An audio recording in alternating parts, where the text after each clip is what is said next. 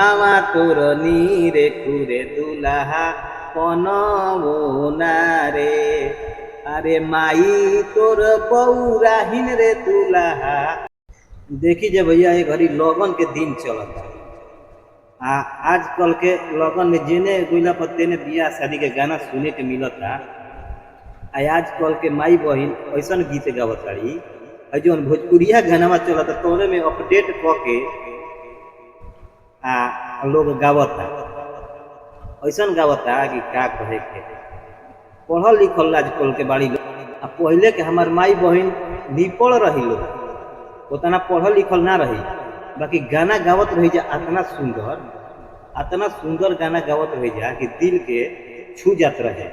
एकदम पारंपरिक लोकगीत लोग गावत रहे। जब आंगना में दूल्हा पहले जात रहन तो सास जब पहुंचे खातिर जात रही, जौन हम सुनावतनी रुआ लोग के।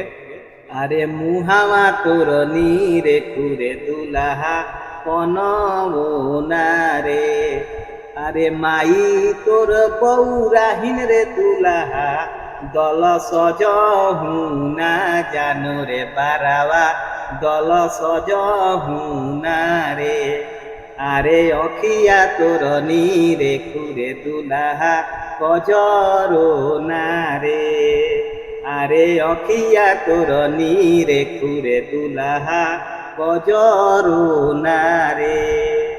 अरे चाची तोर खेलाड़िए दुल्हा दल सजहू ना जानो रे बारावा कते कलिलु आयो रे बारावा।